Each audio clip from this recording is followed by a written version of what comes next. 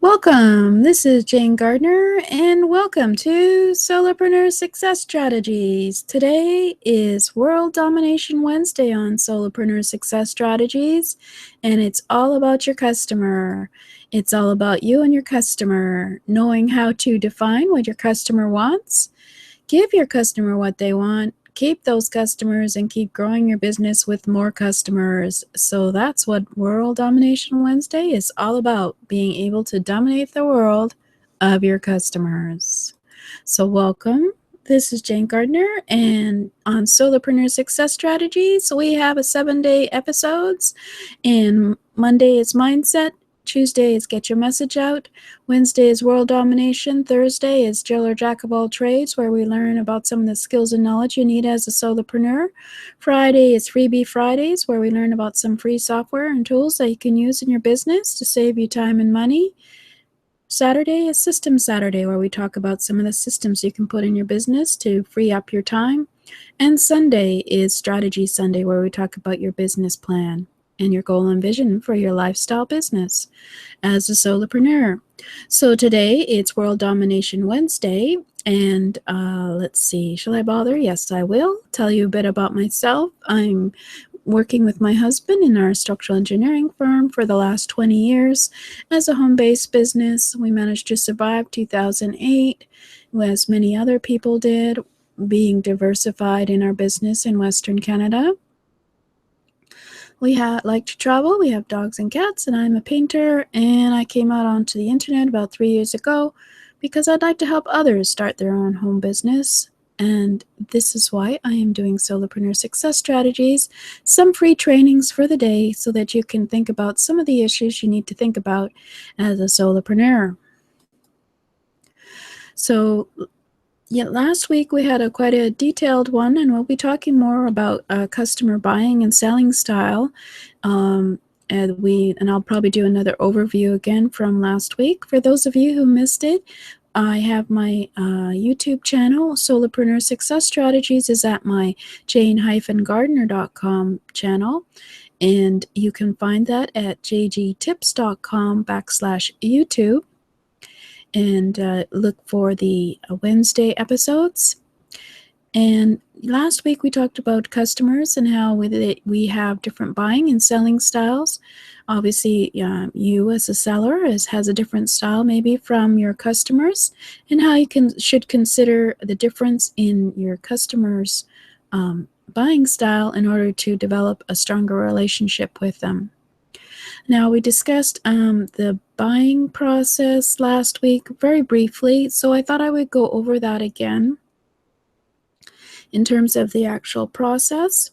It's just a brief overview, but it might help to understand how selling and buying has changed since the old days. Now that we're on the internet and we're an international audience, we need to be able to adapt to other people's culture, other people's buying styles, other people's how they sell or buy, and make a transaction that connects you with them in a more intimate relationship in terms of video. So let's have a look at the training for today. It's all about how has customer-focused selling changed. So if we look at previously, in the old days, before, we can all remember the stories about used car salesmen, and I apologize to all used car salesmen, but unfortunately that is always a good myth. Sometimes it's not a myth in terms of selling. Traditional selling was about persuading someone, manipulating the information, or manipulating the person in order to persuade them in terms of what you want to sell, your product or service. As well, you would make a razzle dazzle presentations that would sell the person on what you want to sell, and people would be dazzled by all the information and your presentation, whether or not it was true. And you would also have used canned spiels, canned training. Usually you were trained by the owner of the business in terms of what you can say to your customer and what the process and what the information and what the process of the selling is in terms of presentation to the customer. And everyone usually did the same presentation in, of course, their own personal style, but it was always the same information and same process. So the seller usually had to figure out, once they had done their presentation to the customer, how to overcome the objections of the customer. And then there would be a power pressure close process where the seller would pressure the buyer to make a decision. And in order to get the product or service, usually there was some kind of time limit or a other kind of deadline that the customer had to agree to make a decision right away.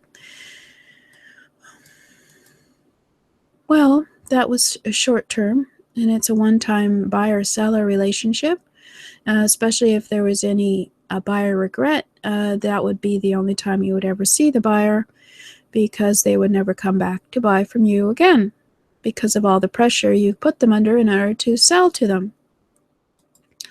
Well, now, if you take your customer buying style into consideration, you can have a more customer-focused selling process. So let me see.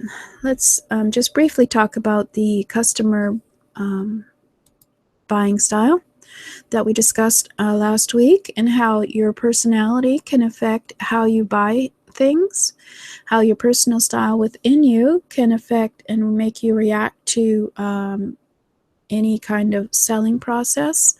And that will be your buying process is different from one person to the next in terms of what they consider when they're buying, and how they react to another person who is selling to them, and how that person's selling style can make a reaction in the person buying that may be detrimental to the person buying.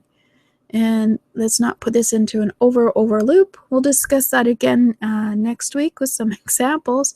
But basically, when you're selling, especially on the internet, because either you're on video or you're audio engagement, talking on the phone, or you actually have a visual connection to another person, you have the engagement of that person being able to understand, connect with you and your personality. And you know from your own experience the type of people that tend to put you off, and the type of people who you like to connect to.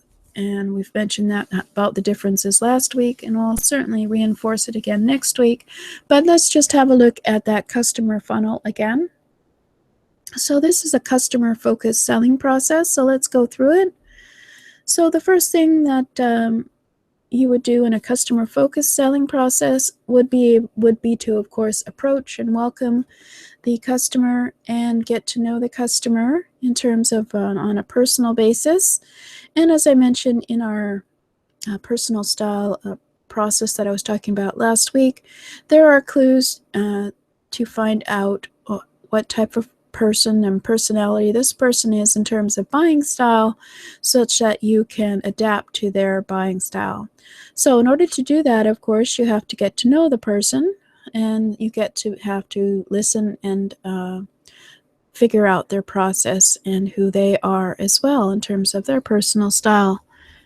And so you would have a good chat and talk to them about what their challenges are. So then you would identify the customer's needs and wants. So the customer would have to answer a few questions on what they want and what they're looking for, and what they're being challenged with, and what their problem might be that they're having, and why they came to see you, and of course why they're talking to you on the phone. So you've got to identify those needs and wants of the customer and find out whether or not you can fulfill a solution to their needs or wants. And so the third thing then would be to confirm that those are their needs and wants that they're talking about. With your knowledge of selling, you can decide whether or not you feel that they're actually telling you what they need and want, or they're just telling you what you want to hear because of the certain relationship that you have in terms of their buying and selling style. And certainly if they're being turned off by your questions and whether or not they like your questions, etc., etc. So you have to be able to listen again and confirm that what they're saying are their needs and wants are actually what they are, their needs and wants. So then the fourth thing is to make a presentation to them relative to their needs and wants about what your solution is to their what they want and to their problem, as we like to call it, and find out if they would be interested in having your solution to their needs and wants, and make it detailed, of course, as to how it would solve their problem. And so, based on knowing that you have either not got the solution to what they need or want, or you do have what they need and want and you have the solution, then of course they will make the purchase based on confirming that that is the decision that they want to make. So there's no hard sell, there's no pushiness, there's no this is what you want, don't believe me. It's all about based on your relationship. And then, of course, most importantly, a lot of times people forget to follow up. So once you've actually got them to make the decision to buy their solution to their problem, to their needs or wants, it's always good, in order to get a good relationship with your customer, to follow up and see how it's going and whether or not that was the solution to what they wanted. And whether it wasn't and you just had a little problem in communication, then you adapt and figure out maybe what there is needed to be their solution. So as you can see, that's quite a different customer-focused selling process to the previous one, where basically the salesman does not actually make any kind of connection to the person first and find out exactly what they're looking for. They just previously, the type of salesperson, just they know what they're selling and they know it's good for you, so they're selling it to you. Whereas in this process, you're focusing on the customer and finding out what they really need and want. Maybe they came to buy a car, but they didn't really want to buy a Cadillac. So you know they're going to have customer regret, so you try and persuade them otherwise or not, depending on the discussion that you have. So this is a long-term view.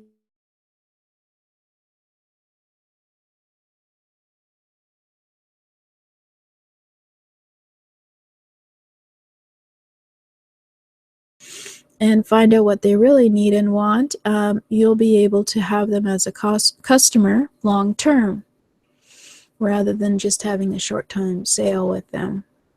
So this is a different funnel, and actually I should have shown the funnel again from last week, but we'll do that next week.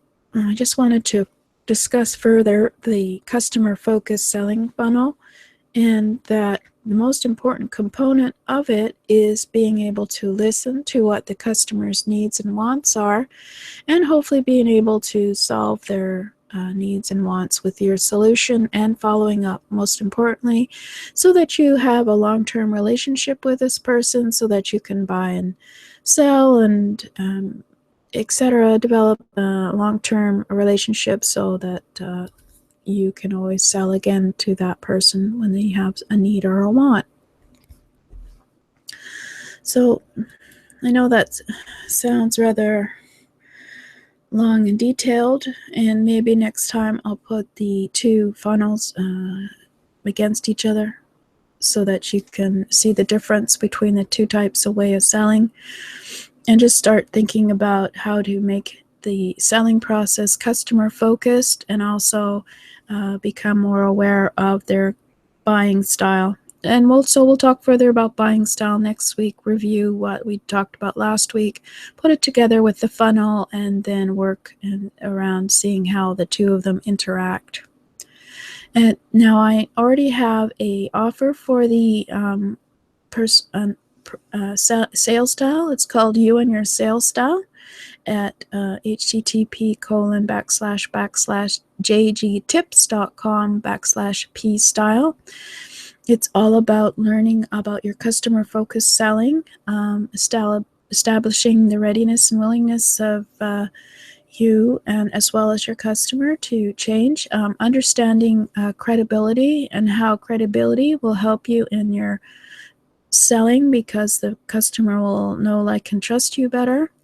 Identifying your preferred selling style and getting having an assessment done so that you can understand that, as well as determining your customer buying style. So we do some training on the various buying styles, and then also how you can translate it and shift yourself to be more amenable to the customer buying style so that you have a deeper relationship and probably more sales, and creating an action plans on how to do that for various types of customers so that you're more aware of it when you are selling.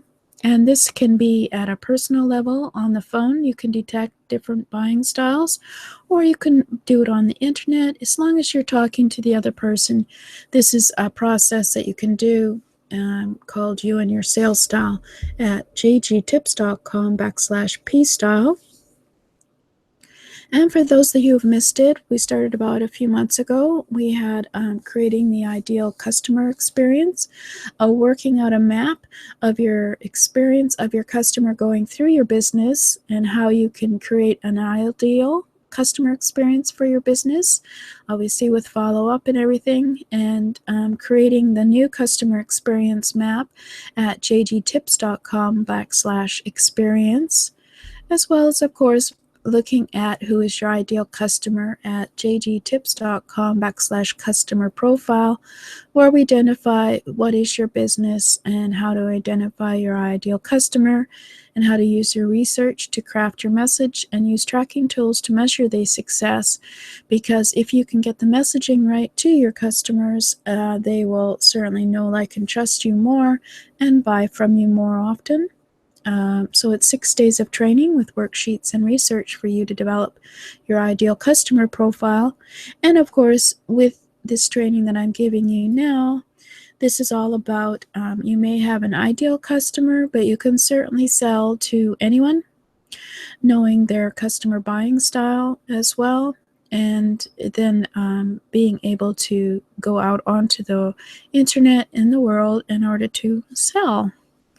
So this is Jane Gardner, and I'm going to show you my new logo.